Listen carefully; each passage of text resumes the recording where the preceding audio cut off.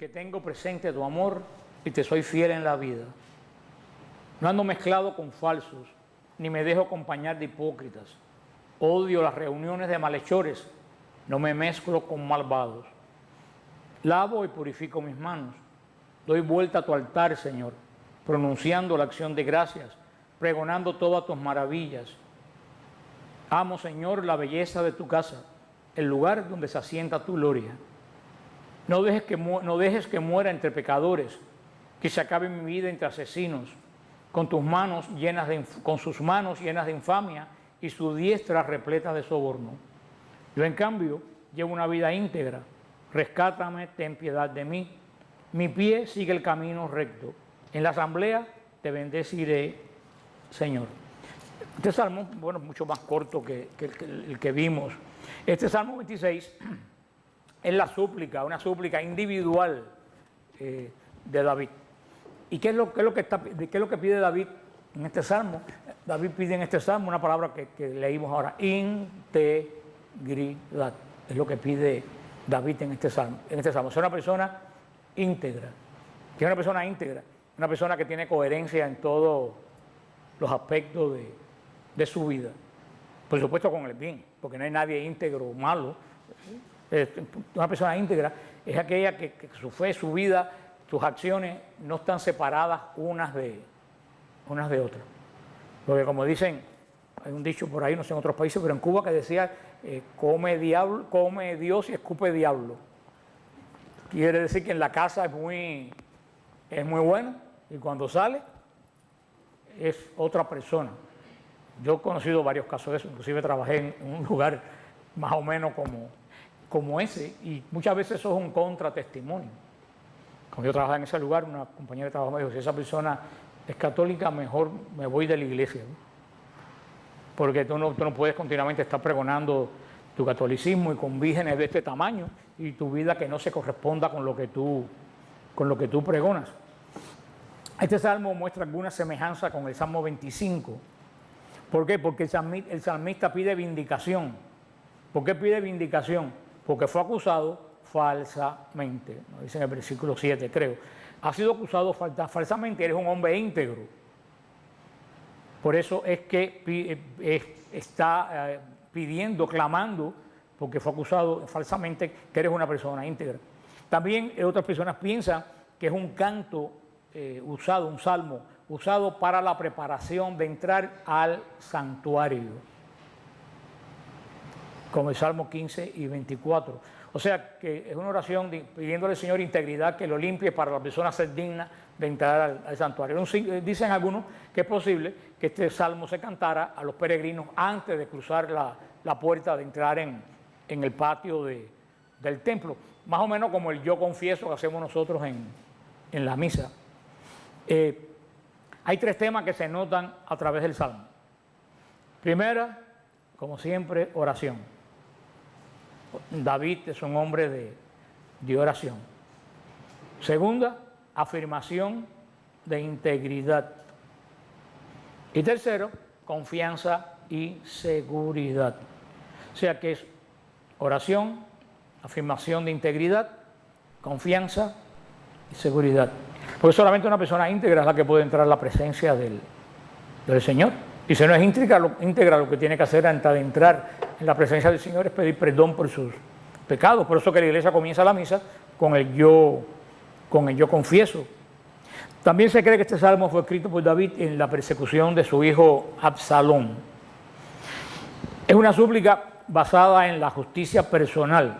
Si nos acordamos del Salmo 25, el anterior, David estaba confesando sus pecados.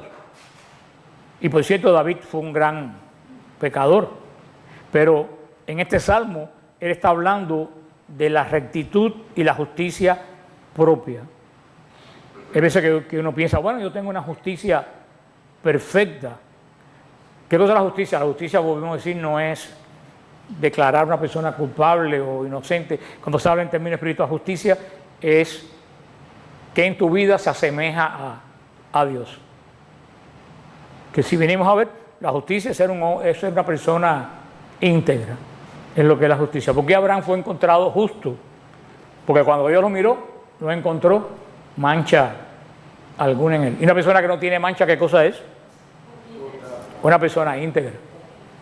O sea que esa es la justicia, porque a veces uno lee estas palabras y entiende que la justicia, como hoy vemos los jueces, no, la justicia es que Cristo te mire y diga que sea un hombre justo, porque en ti no hay mal, no hay mal. Hay personas que dicen, estoy unido a Cristo, pero como dije al principio, su vida no es justa. Porque su vida no es justa, lo dije al principio y eso es importante machacarlo, porque su vida no tiene absolutamente nada que ver con lo que predica. Si tú tienes un carro con una pegatina de esa atrás que dice Cristo vive o de colores, o más te vale manejar como hijo de Dios. Pues yo he visto muchos rosarios en los parabrisas, muchos letreros, Dios te bendice, y te sacan el dedo cuando te pasan por el lado porque te demoraste. Y yo miro y digo, vaya por Dios, mira ese con tu Dios te bendiga. Y que habla este salmo, de la manera de estar unido a Dios, y en este caso de la manera de estar unido a Cristo.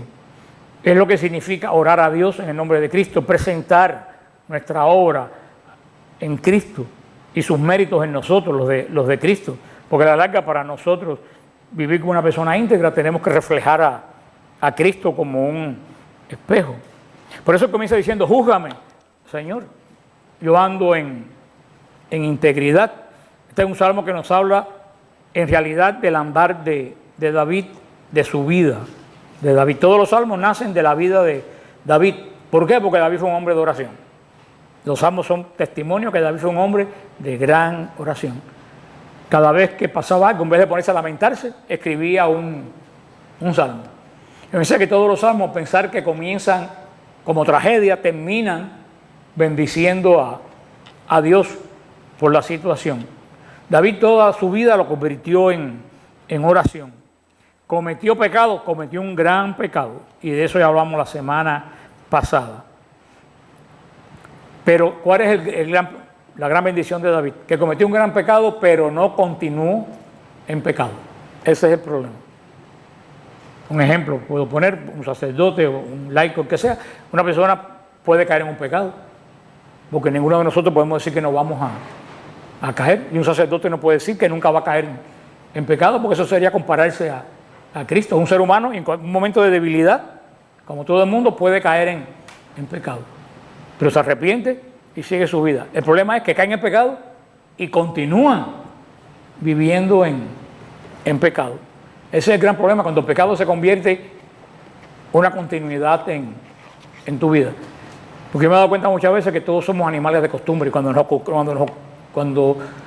nos acostumbramos a un pecado, siempre lo seguimos repitiendo. Y no crea que no, es que uno está acostumbrado. Por eso yo me di cuenta que uno, para salir de un pecado, tiene que buscar algo que sustituya al pecado, y ponerte a hacerte adicto a eso que sustituya. Pongo un ejemplo, no era pecado, pero es un ejemplo. El hermano Pablo María, cuando estaba en el monasterio, ¿ustedes se acuerdan? Él era adicto a la droga y a la bebida, tenía una gran adicción, y cuando entró en el monasterio, que fue curado de eso antes, él tenía todavía esa inclinación. ¿Y qué hizo? Cambió la inclinación a tomar agua. Entonces andaba con cuando no se usaba el agua todavía, andaba con un pomo de agua en los 80, y cada vez que le venía ese impulso ¿qué hacía? ¡Pum! Y con el tiempo, la adicción a la bebida, con que la transformó, adicción al agua, que no es absolutamente mala. O sea, que una persona inteligente, una persona a veces que no puede salir de un pecado, lo que tiene que hacer es cambiar esa rutina, y lo que hacías en ese momento, en el momento que te viene eso, cambiarlo para otra cosa que sea buena. Al principio te cuesta trabajo, pero a la larga yo me he dado cuenta que uno en la vida siempre es rutinario, siempre uno va repitiendo patrones. Y eso fue la grandeza de David, que él cometió un gran pecado, el pecado de matar a Urías, pero no continuó en pecado. Lo que David hizo, por ejemplo, lo que David hizo una vez, el rey de Babilonia lo hacía todos los días. Ahí está la diferencia. David lo hizo una vez, se arrepintió, cambió de vida, tuvo una vida íntegra. El rey de Babilonia todos los días fornicaba, todos los días adulteraba, todos los días mandaba a matar al que no le convenía. Eso es que ha hecho en su vida, ¿qué cosa? Un patrón, se acostumbró a seguir eso. El pecado de David claro, se destaca porque en la vida de David, que el resto de la vida de David fue una vida recta, pues se ve más todavía. Porque los pecados de la iglesia se ven tan fácil, porque la iglesia que tiene que tener un traje de novia blanco, cuando hay un pecado de uno de sus miembros, ¿qué es lo que sale? Una mancha negra. Es como cuando le cae una mancha a un traje de novia. No es igual que le caiga una mancha a esta camisa, que le caiga una mancha. Lo que es una mancha en esta camisa, en el agua así nada. Una mancha en un traje de novia es un verdadero desastre para la novia, porque ¿a dónde van todos los ojos? Nadie se fija en todo lo blanco del traje. Todo el mundo se fija en la mancha. Por eso que el pecado de David se destaca de esa forma. Pero David fue más tiempo que vivió en su amor a Dios. Y la vida de David se convirtió en una norma para evaluar a los reyes que siguieron.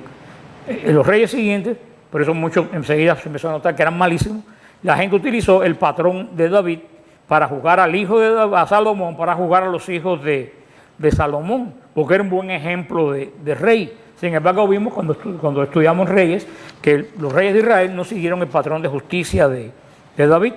Y este salmo, si ustedes se fijan, hace recordar el primer salmo. ¿Se acuerdan? ¿Quién puede entrar a la casa del Señor? El hambre de mano limpia. Tiene eso de juzgarse uno en el Señor para ver si es digno de ir al Señor. ¿Por qué David no cayó en pecado continuo como el rey de Babilonia? Porque la fe de David estaba puesto en el Señor. Y era a pesar de su pecado, lo supo reconocer, supo pedir perdón y supo seguir a trompicones detrás de Dios. Una de las grandes cosas de David que lo ayudó es que él no se consideró fuerte, porque él sabía que no era fuerte. Muchos de nosotros, y sobre todo la gente que está metida en adicciones a droga, eso yo lo vi cuando he trabajado con Nueva Vida, Nuevo Caminar, que dice, no, cuando yo quiero yo paro esto. Mentira. Eso es una excusa. Tú no paras eso hasta que tú dices, de ahora en adelante, se acabó. Entonces ese cuento de que yo paro cuando yo quiero, eso es una verdadera excusa. David sabía lo que era. David sabía que era un pecador. A partir de ahí David tuvo que tener mucho cuidado para dónde miraba cuando alguien se bañaba, por ejemplo, ¿sí? Porque ese fue el pecado de él. Si el pecado de él, las mujeres, tenía que tener cuidado con las mujeres. Ahora una persona que tiene adicción porque a lo mejor David no era adicto a las mujeres, pero él sabía que el pecado dominante de él era la lujuria. Entonces, ¿qué tenía que hacer? Apartarse de los momentos de lujuria. Una persona, por ejemplo, que es alcohólica, no puede ir a una discoteca y decir, no, yo voy porque yo soy fuerte y yo puedo sobrevivir. No, a la larga vas a caer en lo mismo. O sea, una persona chismosa no puede juntarse con otra chismosa o darle pie cuando llama por teléfono. Lo que tengo que decir, ay, es que yo soy tan justa que no te puedo ir, terminas oyendo todo lo que te... O sea, es lo que uno, cuando tiene un defecto dominante, uno tiene que tratar de ponerse lejos de lo que propaga o lo que te ayuda. Yo me acuerdo de un caso donde yo estaba trabajando hace muchos años, en los 80, yo trabajé en venta en los barcos, en el puerto de Miami, y los vendedores de todas las líneas navieras eran famosos por andar siempre en fiesta, tenían que andar en fiesta con los clientes. Y ahí que se pegaba, borrachera, droga y todo lo demás. De todo lo demás y cabía y adicionales. Y había este muchacho que me asombró mucho y hasta el día de hoy ha perseverado. Después de perseverar mucho, pues entró en la renovación, fue a los retiros, se convirtió, dejó la droga, hasta el día de hoy se mantiene en la iglesia. Hay otros que con él siguieron el ejemplo de él. Pero cuando fue la primera fiesta, ¿qué es lo que todo el mundo quería en la fiesta? Que tomara. Todo el mundo venía, tómate un trago, pero si eso no hace nada, tómate uno. Y yo mirando, y él no lo tomó. Porque fíjate que nadie lo ayudó para salir, pero todo el mundo lo quería ayudar a que volviera a hundirse. Por eso cuando tiene un pecado dominante, que es el fundamento de todos los pecados de uno, que uno confiesa siempre, continuamente, tiene que alejarse de todo, no del pecado solamente, sino de todo el entorno que te puede facilitar el pecado, aunque tenga que romper amistades, aunque tenga que dejar de ir a lo que sea. Pues David sigue diciendo, David sabía que no era un hombre fuerte, pero él sabía que si confiaba en el Señor lo iba a sostener. Después en el 3 al 5, cuando habla de la misericordia de Dios, cuando dice que no se ha sentado con hombres hipócritas, cuando dice que aborrece la unión con gente mala, con impíos. Este salmo también es similar al Salmo 1. ¿Se acuerda? El que no camina, el que no se reúne, el que no... David dice, y ando en tu verdad. Esta es una declaración de fe que podemos decir positiva. Esto no tiene nada que ver con la nueva era. Una declaración de fe positiva es declarar cosas buenas que tú vas a hacer. Porque hay personas que se pasan la vida entera declarando cosas malas. Y eso fue lo primero que yo aprendí yo lo que aprendí en mi vida fue precisamente eso, que hay montones de espíritus, de demonios que están por todos lados. Sé cómo están los ángeles buenos, están los ángeles malos, porque los demonios no están en todas partes, pero hay miles de espíritus por todos lados. Y si tú tienes uno atrás o te pesca uno en ese momento, porque no hay un diablo continuamente oyendo lo que tú dices, pero también puede ser que anden muchos espíritus según los ambientes. Si tú andas diciendo continuamente, ay, qué desgracia, me quedé sin trabajo, y el demonio sabe que a ti lo que te quita la paz es quedarte sin trabajo. O si tú dices, ay, este hijo mío me va a matar, te mata. Porque el demonio oye que a ti te quita la paz algo. Y él dice, oh, encontré por dónde agarrarlo. Eso es lo que construye la tentación. El demonio tienta a ver qué área de tu vida está flojita, y cuando la encuentra, se enfoca en esa área nada más. Oh, este matrimonio no hay quien lo arregle. Los broncas no salen de tu casa y tú no vas a saber ni por qué se formó la bronca. Por eso siempre he aprendido desde que empecé en este camino que siempre hay que proclamar palabras de fe. Lo que en el mundo dicen palabras positivas, nosotros lo decimos como palabras de fe. Yo sé que mi hijo tiene un problema, pero yo estoy seguro que el Señor lo va a tocar. ¿Cuándo? No sé, pero que lo toque en su momento, lo toca. Yo tengo problemas en mi matrimonio, pero sé que el Señor lo va a arreglar porque tiene poder para arreglarlo. Siempre lo he dicho, usted no es esa persona que siempre se están quejando que les duele algo. ¿Cómo terminan? Cada día le duele, es un negocio para Ángel. Todas las personas que se quejan todos los días de algo, todo le cae. Las personas que siempre están diciendo, y no es que lo finjan, es que de verdad le cae arriba. Porque si el demonio sabe que a ti las enfermedades te quitan la paz, cuanta enfermedad pase que la agarra un caballo en el norte de Canadá, tú la agarras aquí en Miami. Eso es decir palabras de fe, palabras positivas, que es lo que dicen en el mundo, pero nosotros lo llamamos más profundamente. ¿Y qué cosa es lo que David decía positivo en su salmo? Bienaventurado el varón que no anduvo en malos consejos, el que no busca malos consejos. Eso es una declaración de una persona positiva de una persona. En vez de buscar malos consejos, busca ¿qué cosa? Buenos consejos. Otra muy buena que dice David, no convivo con mentirosos.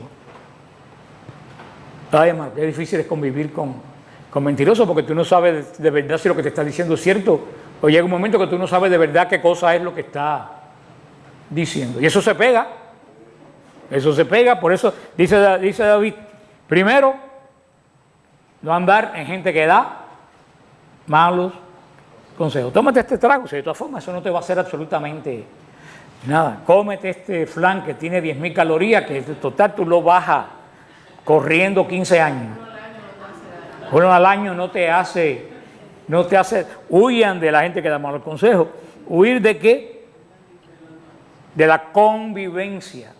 ¿Qué es convivencia? Día a día con mentirosos. No quiere decir que sacas corriendo, sino que mira, pared por medio. Como decía Santa Teresa, entre santo y santo, pared de canto.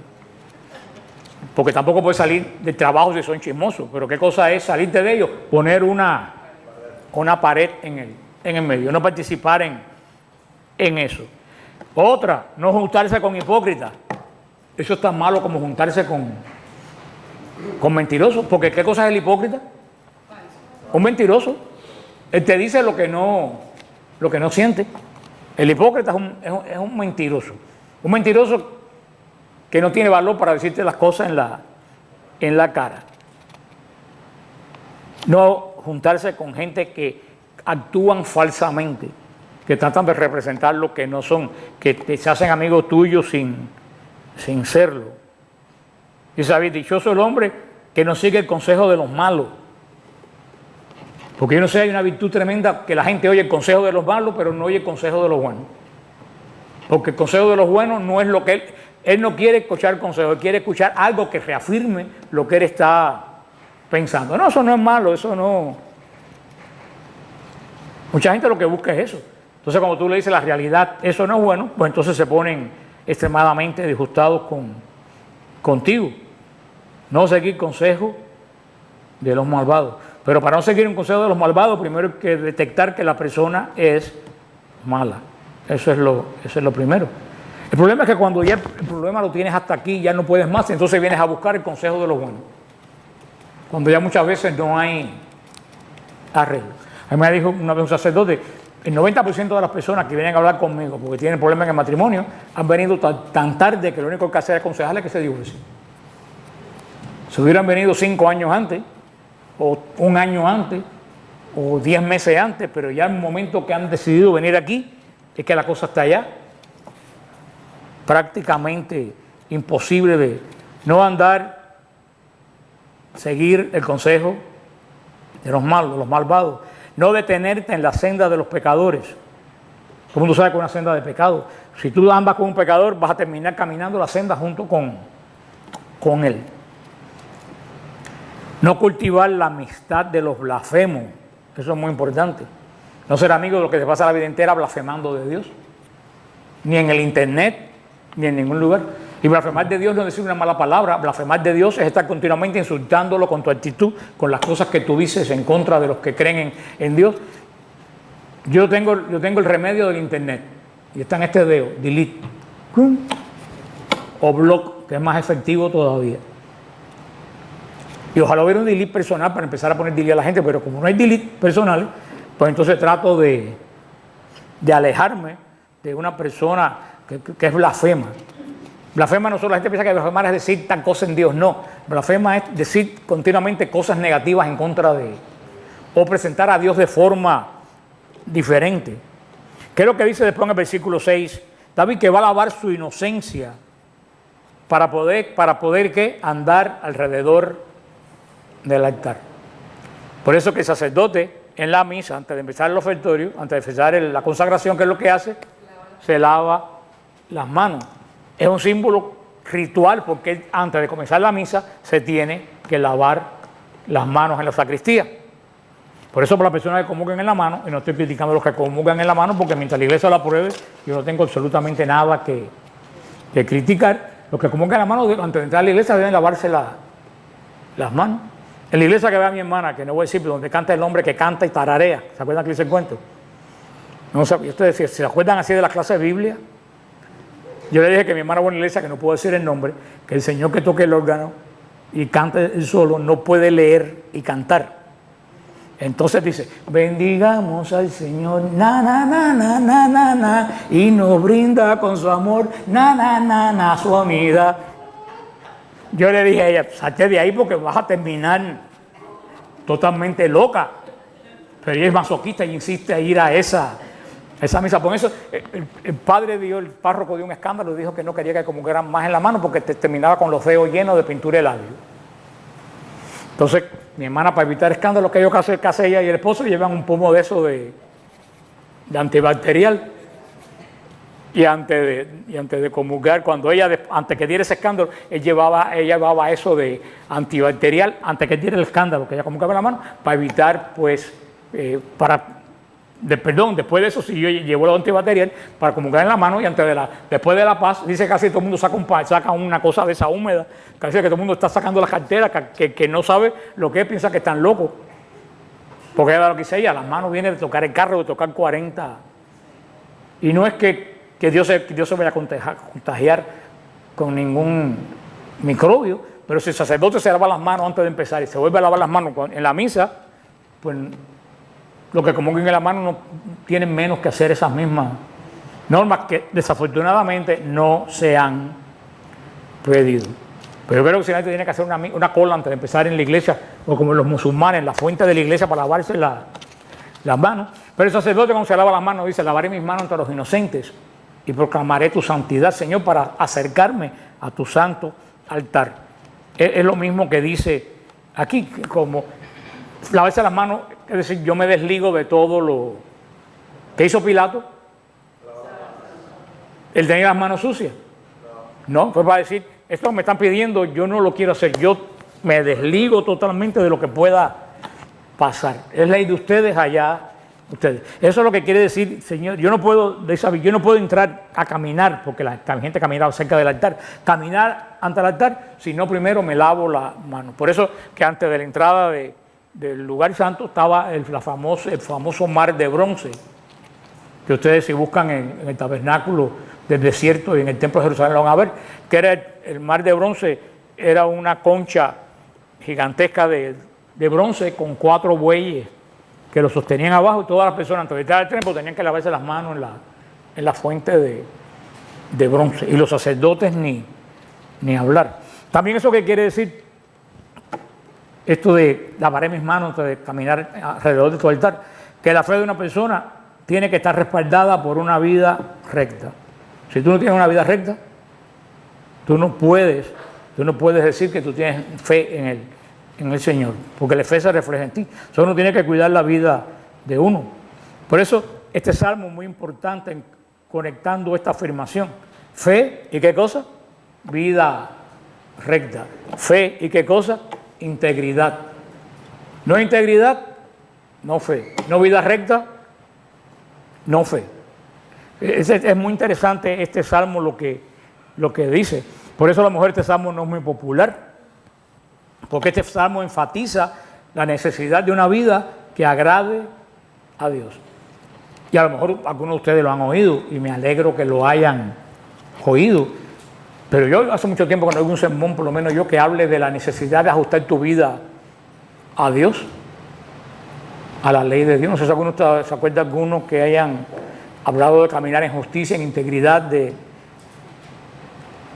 ¿no se acuerda ninguno?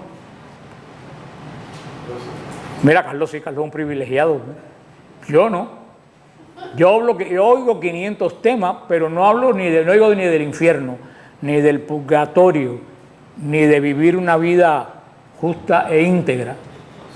Porque somos tan amplios que tenemos que acoger tan amplio que mira cómo terminó el padre Martín, y el Señor lo reprenda. Ese que anda envuelto en la bandera, el GTV. Dice también el Salmo que su pie ha estado en rectitud, y en la congregación bendeciré al Señor. David, ¿qué es lo que dice? Que en ese momento su pie pisa terreno firme. David dice que en ese momento él conoce la tierra que él pisa. Es nada más difícil que caminar por un lugar que uno no... ¿Cuál es el gran problema de la oscuridad? Que tú no sabes dónde vas a poner el pie. Y hay gente que camina en una oscuridad continua porque no sabe el próximo pie dónde lo va a poner. Hay gente que tiene una vida muy inestable espiritual, y también casi siempre una vida inestable espiritual se transmite en una vida inestable moral o personal. No siempre, pero sí muchas veces. David dice, yo sé qué terreno yo piso. ¿Por qué? Porque se ha dejado guiar por Dios. Conocía el terreno, estaba sobre las rocas. Y nosotros que estamos más sobre las rocas que David, porque tenemos la iglesia que es terreno firme. Pero la roca de la iglesia sin remodelaciones. Pero cuando una piedra se le empieza a quitar pedazos, termina como la piedra del Santo Sepulcro. Los que no han ido al Santo Sepulcro, cuando se entra al Santo Sepulcro, hay una columna de este tamaño, cuadrada de mármol así, arriba tiene un cristal, y lo que menos la gente sabe es que es el único pedazo que queda de la piedra que movió el ángel. Lo que queda de la piedra que movió el ángel es un pedazo así de piedra, y está puesto en una columna con un cristal arriba. ¿Por qué? Por la furia de los peregrinos. Los peregrinos es lo peor que hay. Si los dejan, se llevan todo lo que... Si a los peregrinos lo dejan, la cueva de Jesús tuviera el tamaño del Yankee Stadium, porque estuvieran llevando poco a poco pues es una piedra que era gigantesca, que hacía falta soldados para moverla. ¿En qué quedó? Una piedrecita.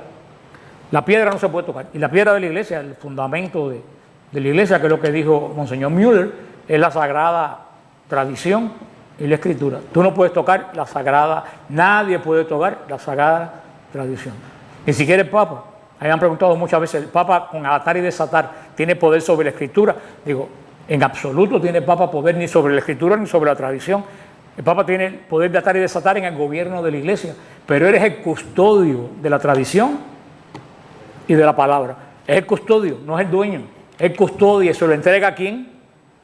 Al próximo que venga. El Papa, no se olviden esto, el Papa es custodio de dos cosas. ¿De qué? De la sagrada tradición y de la sagrada Eucaristía, de la sagrada Biblia, de la sagrada palabra. El Papa custodia los dos, porque hay muchas personas que, por eso también es absurdo cuando dicen el Papa Francisco va a reformar la Biblia. Y lo peor del caso es que me lo preguntan católicos serios, comprometidos. Yo digo, no hay ninguna posibilidad que ningún Papa se pueda ni siquiera remotamente atrever a hacer una Biblia nueva. Eso es un verdadero, el poder de atar y desatar no llega a... Solo tenemos que tener claro, ¿para qué cosa es el poder de atar y desatar? Para el movimiento de toda la Iglesia, para que no haya que este dice, que aquel dice, que esto hago. Pero ya estamos hablando de algo de, lo de arriba no se modifica. Y por eso el Santo Padre, ¿qué cosa es? El custodio de la tradición. Y por cierto, ahora en el rosario este mes, porque el Papa pidió que se orara este mes todos los días el rosario por la Iglesia y se orara la oración de San Miguel Arcángel, que bastantes problemas tenemos arriba. Y la esposa del juez Cabanas pidió que oraran todos los días por ellos con el Salmo 40. Un precioso salmo, un tremendo salmo que ahí dice todo lo que es esa familia, que oraran por ellos con el Salmo 40. Yo todas las mañanas hago el Salmo 40 por ellos. Pues David sabe que no anda en terreno resbaladizo. Cuando uno anda en un terreno resbaladizo, uno se demora cantidad en caminar. ¿Por qué? Porque tiene miedo que se pueda caer. Por eso, cuando uno en terreno resbaladizo, uno va muy despacio. El cristiano no puede caminar en terreno, y muchos cristianos hoy están caminando ¿en qué? En terreno. Muchos cristianos en la época de David, judíos y cristianos hoy en día, están coqueteando con el mal. No llegan a estar con el mal, pero coquetean con él. O sea, no están en el mal, pero andan en el mal, pero andan por la orilla. Y dice la Biblia, el que se crea muy firme, tenga cuidado que no caiga. Dice la palabra de Dios, los que se creen más firmes son los primeros que tienen más tendencia a caerse, porque están seguros que nada puede contra ellos. David sabía eso.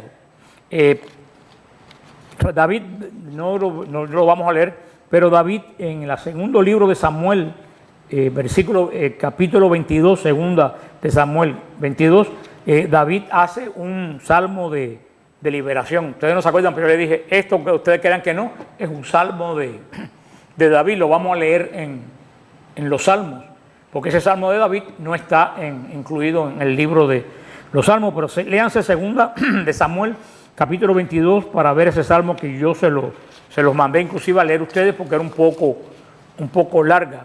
Y los temas de ese salmo tiene que ver mucho con el tema de hoy. Porque ¿qué dice David en ese salmo? ¿Qué roca es más fuerte que nuestro Dios?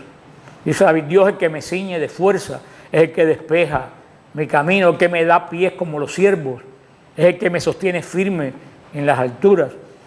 Ese es el salmo de David, y si lo hizo antes y ahora vuelve a hacer un salmo, quiere decir que David vivía en ese sentir de este salmo 26, que como vimos es un salmo de súplica individual, no de súplica colectiva. Hay salmos que dicen en plural, sálvanos Señor. Este es un salmo de súplica personal. ¿Y qué es los tres temas? Dijimos, oración, porque está orando de su vida, afirmación de integridad, él dice que, y confianza y seguridad, que si él camina en la senda del Señor, no va a resbalar.